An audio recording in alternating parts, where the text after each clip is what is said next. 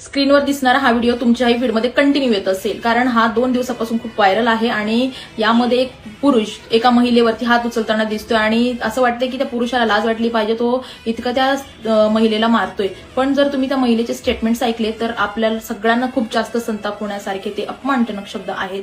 ती म्हणते की मी एक पंडित आहे आणि तुझ्यासारखी चमार नाही आणि तुला लाज वाटली पाहिजे, पंडित सोबत कसा बोलतोय, तुला पंडित सोबत बोलण्याची शिस्त पाहिजे.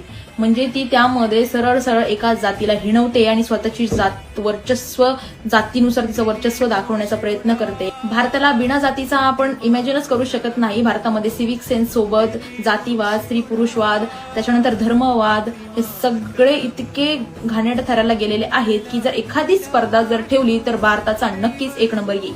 आणि ह्या महिलेला अॅट्रॉसिटी कायद्याअंतर्गत शिक्षा झालीच पाहिजे, कारण हिने एका व्यक्तीला त्याची जात सांगून त्याला अपमानित करण्याचा प्रयत्न केलेला आहे आणि स्वतःची जात सांगून स्वतःचं वर्चस्व दाखवण्याचा प्रयत्न केलेला आहे. तर तिला शिक्षा झालीच पाहिजे.